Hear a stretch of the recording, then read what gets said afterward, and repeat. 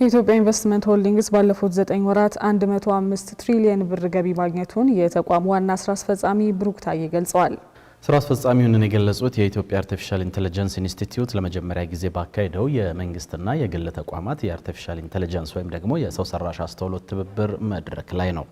በመድረኩም ስታርታፖች የፈጠራ ውጤቶቻቸውን በመንግስት የልማት ድርጅቶች በሙከራ ደረጃ የሚተገበሩበት አሰራር በመጪዎቹ 3 ወራት ውስጥ ይጀመራል መባሉን ጨምሮ የተነሱ ሌሎች ጉዳዮችን ብሩክ አስቀናው በዝርዝር ይነግረናል።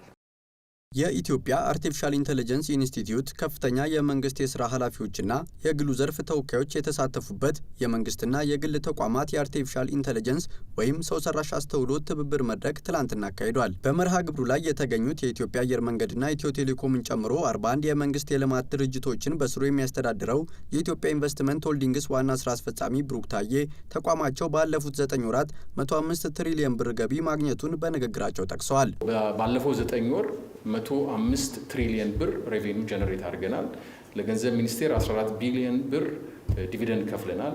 ለመንግስት 19 ቢሊዮን ብር ታክስ ከፍለናል። ይሄ አመቱ ከማለቁ በፊት ነው። አመቱ ሲጠናቀቅ የምንደርስበትንም ደግሞ እንደዚሁ ሪፖርት እናደርጋለን።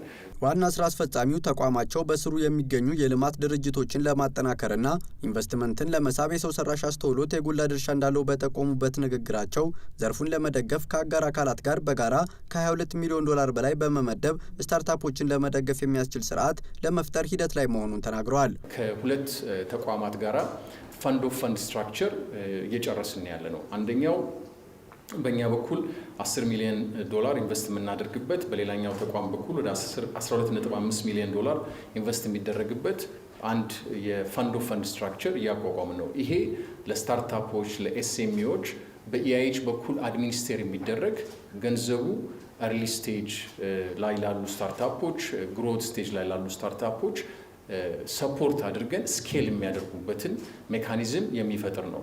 ይህንን ኔጎሽት እያደረግን ነው። እንደጨረስንና ወደ ስራ በምናስገባበት ወቅት የምናሳውቅ ይሆናል። በተጨማሪም ከተቋሙ እንዲሁም ከሌሎች አጋር ድርጅቶች እስከ 100 ሚሊዮን ዶላር በማሰባሰብ ስታርታፖችን ለመደገፍና ዘርፉን ለማጠናከር መታቀዱ ነው የተገለጸው። እንዲሁም የእነዚህን ስታርታፖችና የሰው ሰራሽ አስተውሎት ፈጠራ ውጤቶችን በሁሉም የመንግስት የልማት ድርጅቶች ውስጥ በሙከራ ደረጃ መተግበር የሚችሉበት አሰራር በሚቀጥሉት 3 ወራት ውስጥ ለማስጀመር መታቀዱን ዋና ስራ አስፈጻሚው አብራርተዋል። ያሉን 40ዎቹ ድርጅቶች ከኢትዮጵያን ኤርላይንስ ጀምሮ እስከ ስኳር ድርጅት ድረስ ለስታርታፕና ኤአይ ድሪቭን ለሆኑ ተቋማት ክፍት መሆን አለባቸው።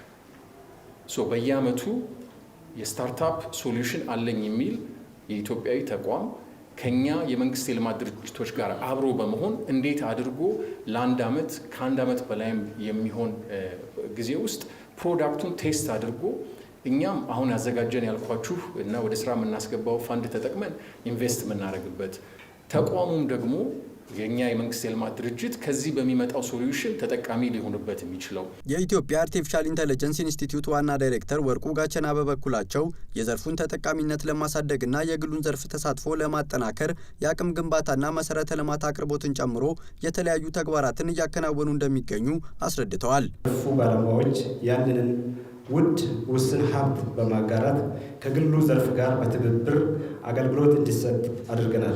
በዚህም ጀማሪ አልሚዎች፣ ተመራማሪዎች የመሰረተ ልማት አቅርቦት እጥረት የሚፈጠርባቸውን ጫና ለማቃለል ጉልህ ሚና አከናውነናል።